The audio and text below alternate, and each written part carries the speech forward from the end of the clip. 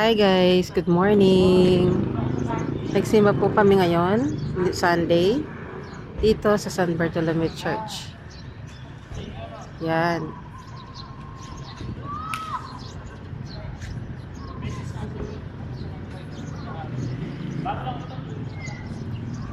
Dito po kami kinasal. Ito po ang San Bartolome Church.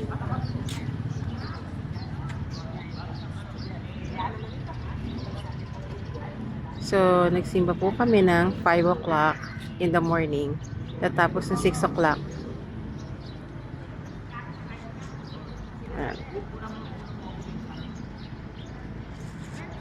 Early morning.